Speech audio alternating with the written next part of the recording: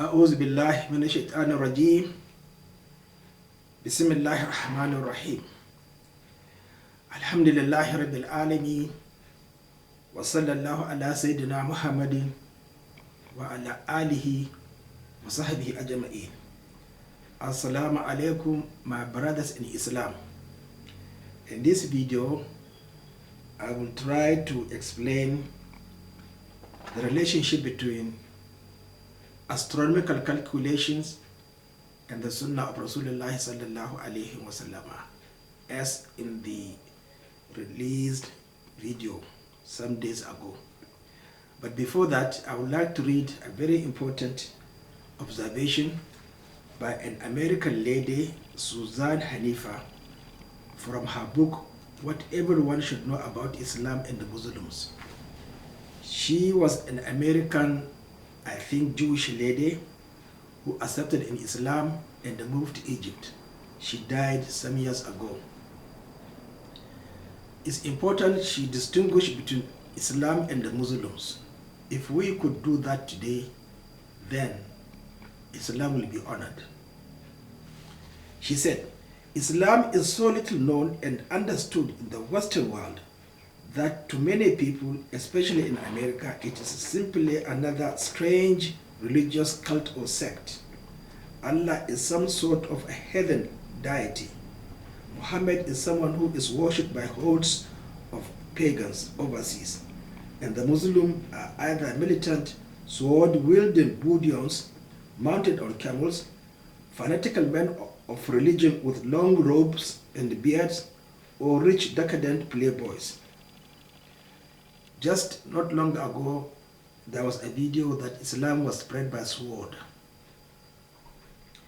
Indeed, Islam has been so gravely misunderstood and misrepresented in the West that many people in America and Europe think of it as an enemy to any sort of stability, peace, and progress.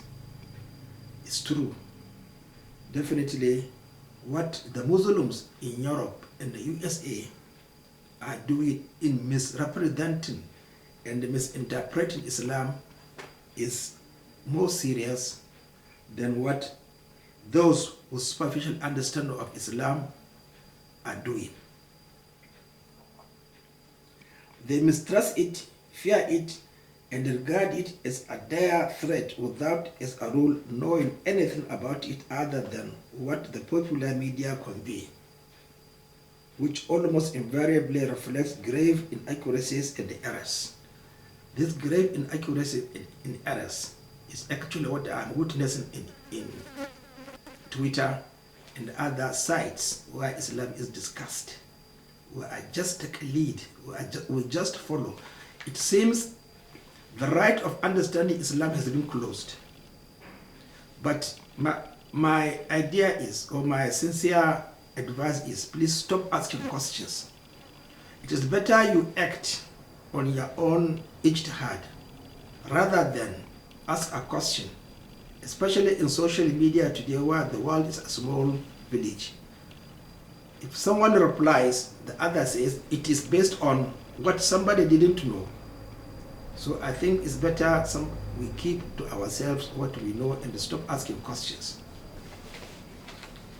She said, the Western world today is full of experts on Islam who consider themselves far more knowledgeable about it than the Muslims who are living it day by day, but who seldom, if ever, take the trouble to understand Islam, especially its central worldview and basic concepts on a deeper level.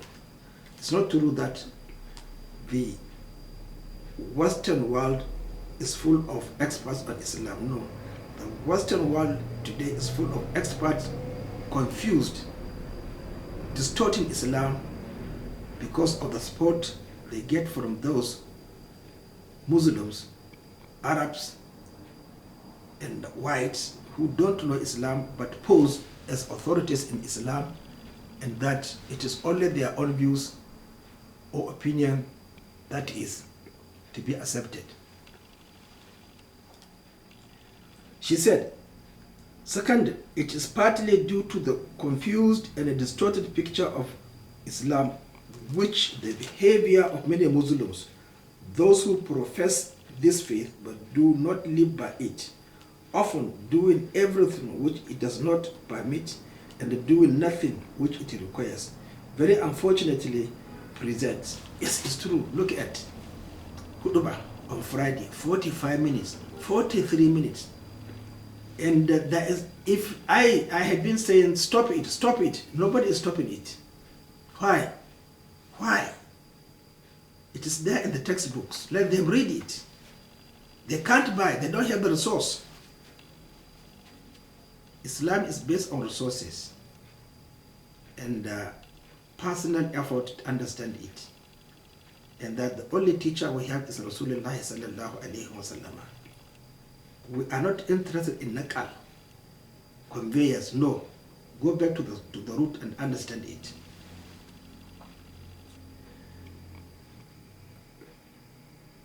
So let me stop from this, and the book is what everyone should know about Islam and the Muslims, published in 1979, Kazi Publications, Chicago. I bought it 15 Egyptian pounds sometimes ago, but probably could be more than almost 30 years or 35 years. Now, the question of moon sighting, according to the hadith of Rasulullah sallallahu alaihi wasallam, is simple. It's only because we don't read. We have to read extensively. Not the hadith, but the commentary. We must distinguish between crude oil. When it comes to the refinery, it is processed. Likewise, the Holy Quran and the hadith. The processing of the hadith are the Sunnah of Rasulullah sallallahu alaihi wasallam. Take it without demanding any further explanation, because it's a mercy from Allah subhanahu wa ta'ala. Take it. Don't ask questions, because they don't know. They will confuse you, because they never get the source from the sharh of the hadith of Rasulullah sallallahu alaihi wasallam. There are two problems. The first is that Ramadan, fasting for the month of Ramadan, was ordained 20 months after the Hijrah. Before that, there was nothing like fasting in the month of Ramadan. So, we must understand that whatever verse we recite, its explanation is for Rasulullah sallallahu alaihi wasallam. Regarding the word Ummi, it appears 6 times in the Holy Quran, twice in Mecca, in Surah Al-Araf, verses 157 and 158. Now, what is the meaning in Mecca of the word Ummi? It refers to Yahud, not Bani Israel. There is distinction between Yahud and Bani Israel. Secondly, Nasara.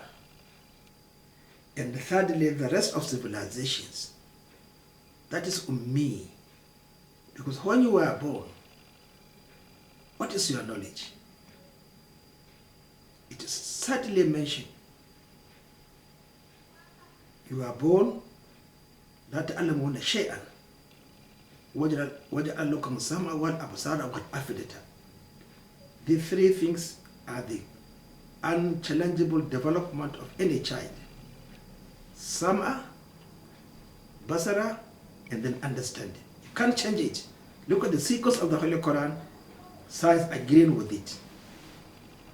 Number 2, it refers to Arabs, including Rasulullah sallallahu alaihi wasallam. Then, generally, including anybody who is a descendant of Prophet Adam alayhi salam. It refers to you, Ummi, according to that particular verse of the Holy Quran.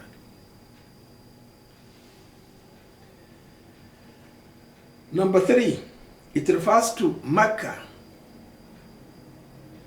and hence indirectly applying to the Levi's clan of the Bani Israel, Kainuka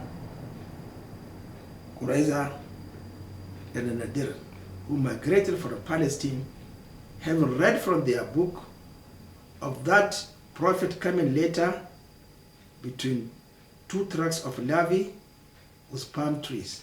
So they migrated to Medina and they settled there. So it is referring to them. But there are verses describing Rasulullah sallallahu alayhi wasallam. It's not even able to read. وَمَا كُنْتَ تَتْلُو مِنْ قَبْلِهِ مِنَ الْكِتَابِ وَلَا تَخُطُّهُ بِيَمِينِكَ. Addressing Rasulullah sallallahu alayhi wasallam is a challenge to the Quraysh, because this is Makkah revelation, and then secondly to the Levi clans in Medina, that Rasulullah sallallahu alayhi wasallam used never to read before Holy Quran was revealed to him, and he never wrote anything with his right hand. Look at Allah specifying that Muhammad was a right-handed, not left-handed. Let us please respect Islam and stop messing it. Now, a very important or funny incident took place in Mecca when Rasulullah sallallahu alayhi wasallam wanted to compose a poetry. He composed 2 lines, but distorted, meaningless. Abu Bakr was laughing at him. Oh, poor man. The best of the Quraysh, but you can't compose a poetry. You can't compose it. Look at this protection of Rasulullah sallallahu alayhi wasallam by Allah, but yet we now disgrace him, mock at him, abuse him. Please let us stop asking questions. Let everybody strive hard to understand it. Now that is the Meccan 2 verses. Now in Medina there are 4 verses. So what is it? In Baqarah, Surah verse 78, وَمِنْهُمْ أُمِّيُّونَ لَا يَعْلَمُونَ الْكِتَابَ. وَمِنْهُمْ, not وَمِنْكُمْ. وَمِنْهُمْ, who are those? Are you involved? I'm not involved. You see, if you are reading the Holy Quran, you must know the direction. Who is involved? If you say kafir, I'm not kafir. But if you say munafiqun, oh dear me, I get confused. Because it means I did something which is hypocritical. So I will ask you, please tell me what I did. That is hypocrisy. I want to correct it. So وَمِنْهُمْ أُمِّيُّونَ, from them, not from you. So I am not ummi. That is Yahud and Nasara and anyone who does not believe in Rasulullah sallallahu alayhi wasallam, because that was education. That was the subject matter. Is called an ummi. Mansubun anywhere to Ummah, the mother. Ummiya, who could not read and write. Fundamentally because she is expected to teach her children, look after them, and bring them up. لم تتعلم كتابة ولا تحسن قراءة للمكتوبة. She cannot read for any book, but not the Levites, because the Levites had the Torah, the initiators of inviting Rasulullah sallallahu alaihi wasallam to Medina to establish security, peace, love, and the prosperity. Then they said to Rasulullah sallallahu alaihi wasallam, "Lays alana fil ummiyina sabila." The Holy Apostle replied, "Kadhabak, you are liars. Whatever is there in Jahiliyyah has been stopped by me, except giving people their own right." That is the meaning of Ummi. So Ummi refers to all who are ignorant, illiterate. Then The next issue is on the question of sighting the crescent. We know very well that astronomy began with Prophet Ibrahim alayhi salam. He saw, as revealed in chapter 6, verses 76 to 78. When the night set in, he saw a star, good. Then the moon, good. Then the sun, good. 3 episodes or incidences. When did he see the star? When the night sets. That first thing you see. And then the moon appears. That is the day the moon appears after Maghrib. Then he saw the sun rising in splendor, big, huge. From where? From the east. Also it set down.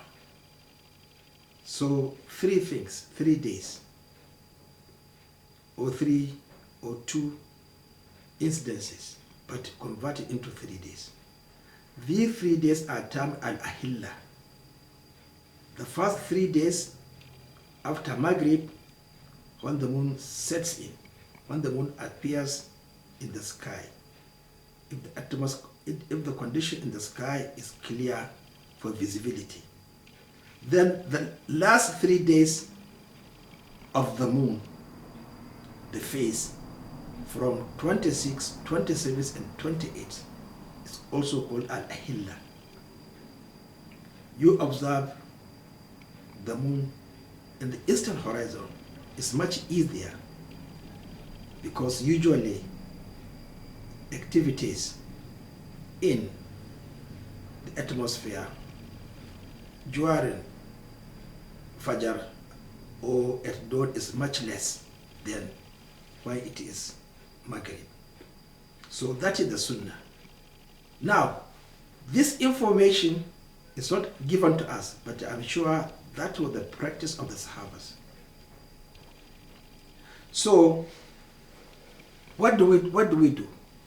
If the moon sets, you observe for 40 minutes when it will set, when it will set, when it will disappear from the sky. That should be around 40 minutes. Secondly, on the second day, you also observe it. And on the third day also you observe. Second day probably about an hour. On the third day, 1 hour 45 minutes.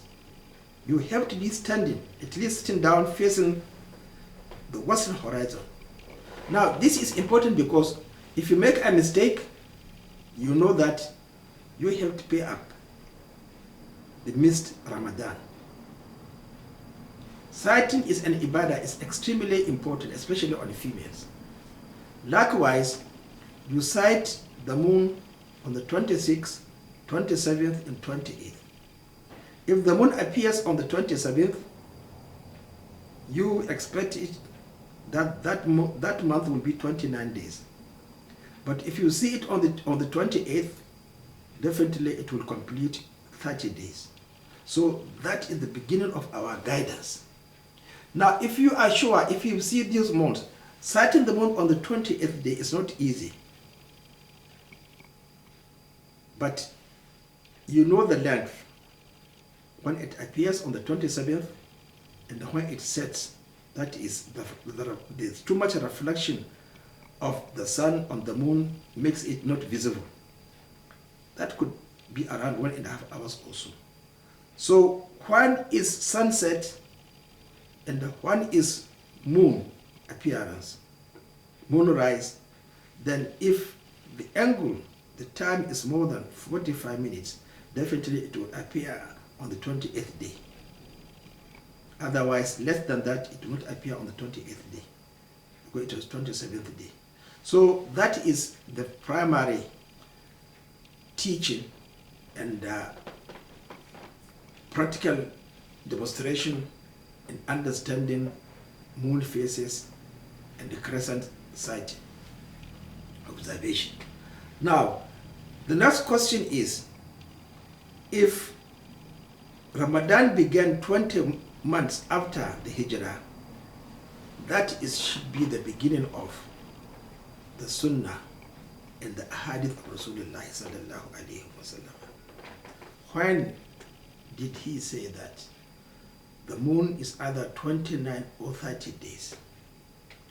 There is a hadith showing that Rasulullah sallallahu alaihi wasallam took an oath that he will not visit his wives until it is ending of the month, which meant 30 days. Now, what was the practice?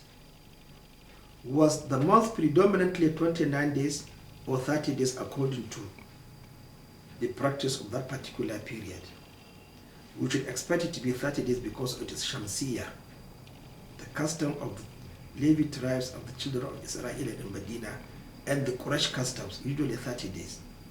So either Rasulullah never knew that a month could be 29 days, or he never knew that a month could be 30 days. Either it is permanently 29 or permanently 30 days. But now it changed through his teacher, Angel Gabriel. Now, so Aisha told him that, oh, Ya Rasulullah, today is 29th day, not 30 days. That was the custom, definitely, that the moon is recognized at 30 days because it's Shamsiyah, not Qamariya. Qamariya, as will be explained, is a verse of the Holy Quran which says that we should take it as the beginning of our calculation. هو الذي جعل الشمس ضياء والقمر نورا وقدره منازل لتعلموا عدد السنين والحساب ما خلق الله ذلك إلا بالحق يفصل الآيات لقوم يعقلون. Yes, the sun shines, reflects, gives the rays, gives the light, and the moon absorbs it, make it to shine. So Allah said, "Lit'alamu," not "lit'alamu li," specifically for you to be able to know the calculation of years and the hisab. You must assess it. Li. How can Li be involved in opinion difference in a disagreement? It is never the case. Can't be. So we are wrong to say there is opinion and a disagreement inciting the moon, because the Holy Quran came removing that disagreement in opinion. So if it is lit'alam adad as-sinina wal hisab, then, as I said, it is either one knows or the other one does not know. Again, as a question of conjunction, that has been explained in chapter 36, verse 39. And the moon we have measured for it mentions to traverse till it returns to all dried, carved, dead stock. That is the conjunction. This explanation, that is, its mentions, is about 25.555 minutes. This qadar is now translated in chapter 10, verse 5. It is he who made the sun a shining thing and the moon as a light, and measured out of it lit'alamu, the number of years and the reckoning. Allah did not create this but in truth. So Rasulullah is explained, was taught by Angel Gabriel on how to measure our calendar and also al-hisab, but not astrology. We must make the difference between what is prohibited and what is allowed. Now, the narrators of the hadith from Abdullah ibn Umar is enough, because one hadith is enough. It's opportunity circumstances. Each hadith is an instructions and it's based on conditions, circumstances, and the reading. That's why they said, if you don't know the asbab and nuzul of a hadith, please don't make commentary. Let's take one. If there's another one, find out the reason why it was narrated. Rasulullah said, if you don't see the moon, make it 30 days. Qadruhu, and we have explained the qadruhu is you are tracing the phases of the moon. Now, the qadruhu is achieved through one, observing the eastern horizon daily for moonrise from the 7th day of a lunar month to 27th or 28 days. I explained the appearance of 27 means 29 days, on 28 days means 30 days. Ibn Taymiyyah observed that the moon sets at around midnight on the 7th day. On the 14th day, it appears around first part of the night, that is sunset, and it sets around sunrise. On the 21st day, it appears around midnight. I am a witness. I have been tracing this since 1999 when I bought the book on Crescent, Astronomical Calculation by Professor Muhammad Ilyas of Malaysia. When I came back to Nigeria, I understood it. I tried to explain to the Muslim Ummah to stop the tradition of beginning fasting without actually sighting the moon. Nobody will ever listen because they believe that whatever comes from the Arabs is the authority, especially when one mentions Mecca and Medina.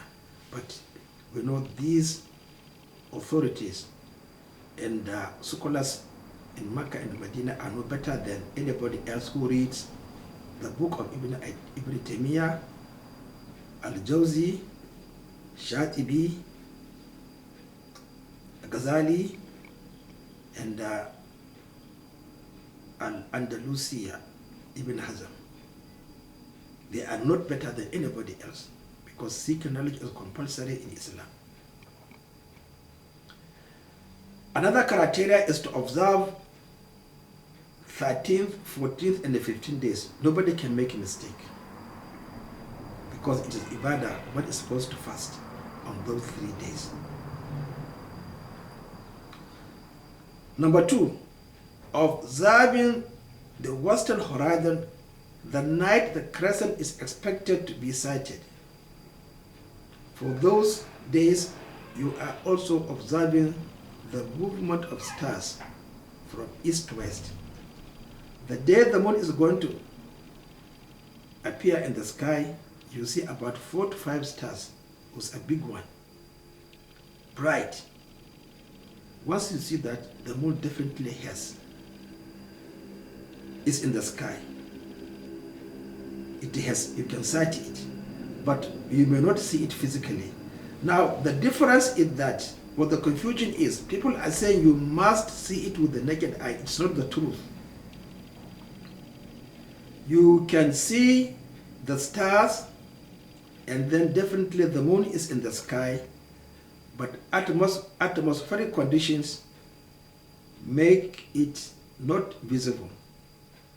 So what are we going to do this time? We have the knowledge. And I do not think that actually, except after 10 after Hijrah, there was confusion in Islam. Yes, there could be confusion after the 34th year because there was no Khalifa. Muslims lack authority. And that's their main problem. They think they can enter paradise without a Khalifa.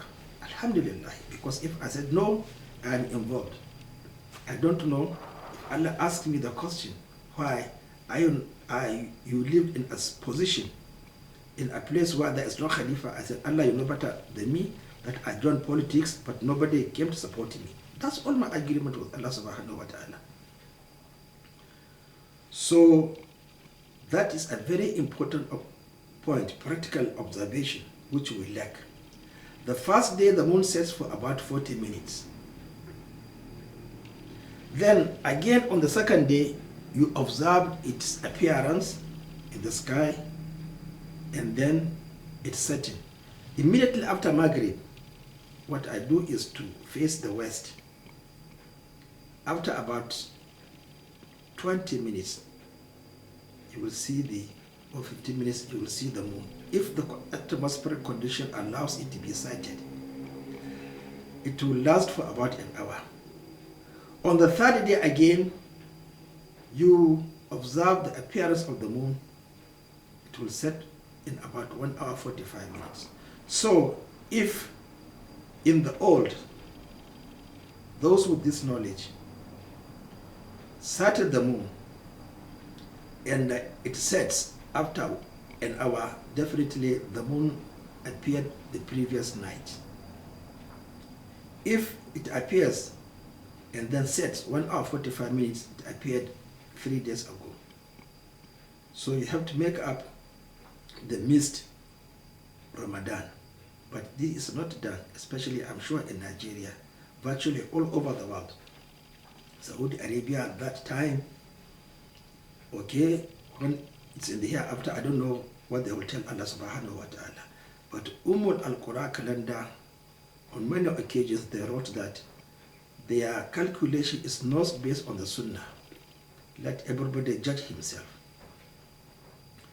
Number 4, there cannot be in series 29 and 30 days for 3 consecutive months. It is either 2 months of 29 days followed by 1 month of 30 days or vice versa. In a year, there can be 6 months of 30 and 29 days, or 7 months of 30 days and 5 months of 29 days. You must know this. If the moon appears, then that must be tallied on each crescent sighting. That was the pattern from the beginning of creation. That is, فَقَدَرُوهُ. This simple instruction baffles the Muslim Ummah for no reason other than illiteracy, ignorance, taqlid, and the lack of a Khalifa. Let us remember that the first important main function of Khalifa is what Rasulullah did before even he was given the messengership. There was controversy in the Kaaba. Who will place the black stone when they built it in its corner?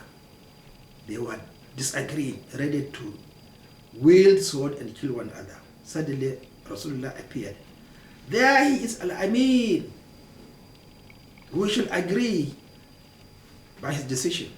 Look at Muhammad. Even before he was given messengership, was a leader. But now we lack leaders.